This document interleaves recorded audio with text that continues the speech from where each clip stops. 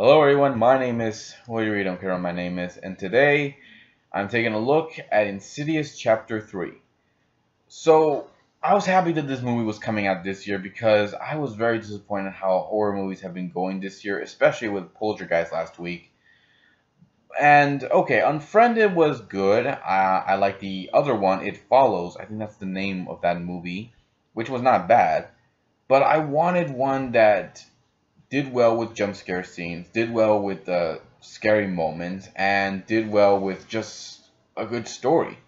So when I went to see this movie, I was worried that they were gonna mess up somehow this a good horror movie franchise. So did they mess up? Was it a good movie? How was the whole scary moments thing? All good, actually. I won't lie. These jump scare scenes, I think a lot of people can complain about those kind of moments where you know it's gonna happen, that there's gonna be a jump scare scene. But for this movie, I didn't mind. I liked the jump scares in this movie. They did well. It was very scary, and just everything else about it was good. The story, I think you already know from the trailer what it's about. It was done well, and this sets a few years before the first Insidious movie. And I'm not kidding. They actually said after the title was shown, which I'll get to that later, that a few years before the that family is haunted by the spirit. So yeah, they actually say that. So we're not exactly sure how many years, but I guess you could figure it out yourselves. But still, it was not bad. I mean, this is a good prequel, way better than Annabelle and better than the Paranormal Activity, the third movie. So I like how well it went, how we got to see at least I think the old lady from the first two movies who helps the families. We get to see how she was very different than the other two movies. She was this woman who gave up her gift because she was afraid of being killed, and we also get to see how she meets those two nerdy paranormal guys that end up working for her. And we get to see some cameos from the woman in black, who is actually a guy. I didn't know that from the second movie. I didn't know until we found out. Whatever. And we also get to see the demon from the first movie. Who is this demon? Well, you'll find out if you go see this movie. But again, I like these cameos. I like the references as well. So they were well done for this story.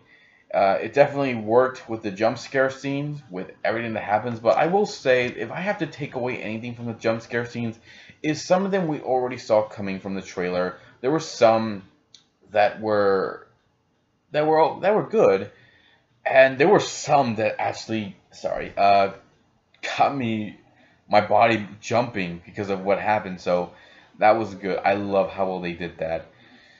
Uh, let's see. What about the characters? How were the characters in this movie?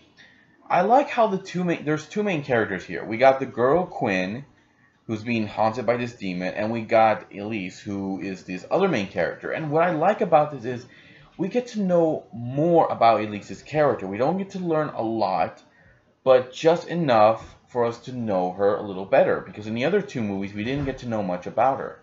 So in this one, I was happy that we got to learn more about her, at least about what she's going through during this time before she helps the other family in the Insidious movie. And the girl Quinn, we also see that she is going through some problems herself. You know, she misses her mother. She's dealing with her father and her little annoying brother, who, mind you, we don't get to see much in this movie. He appears in the early parts of the movie, then somewhere in the middle, he just appears and then just vanishes. And then near the end, again, he just appears and then that's it. He's gone again. Like, hey, thanks for being here, kid. Now go away for half an hour. Just go in the corner. It's like, what was the point of having this brother in if he's not gonna do much? They just threw him in there for plot related, but whatever. I also liked how this whole thing that Elise is going through. She sees that she has to help this girl, not because she's being forced to, but because she sees that this is her chance to try to help keep this girl alive, to use her gift, despite knowing that she could die. She still puts her life on line to help this girl, and man, did at least kick ass in this movie.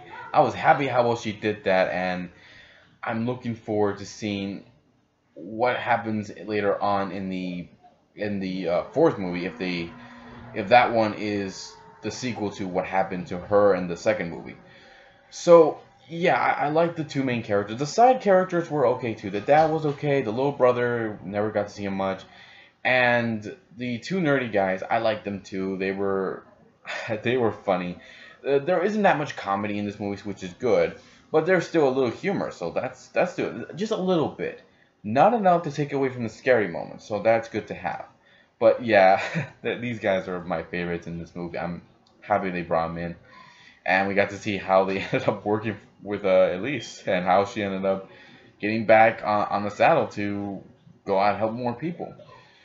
So, yeah, there were good characters as well. What about the special effects used in this movie? Because I know there are special effects used for these kind of movies.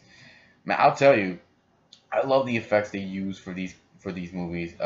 For the makeup, the appearance of the demon. I like how that looked.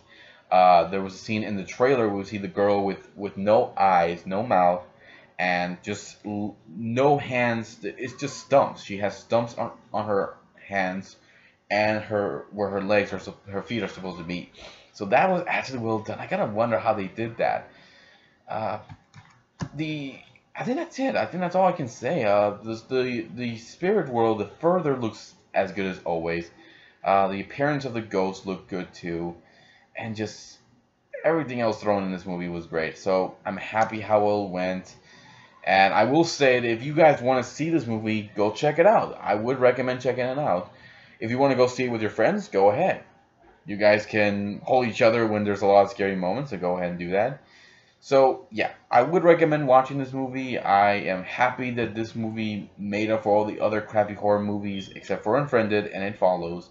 So I'm glad it made up for that. So, yeah, if you guys have a different opinion about Insidious Chapter 3, or any of the other Insidious movies, leave them in the comments below. Let me know what you think. I'll be here next time to give you more love and more entertainment. Take care. See you next time. Oh, that was fun. Let's do it again.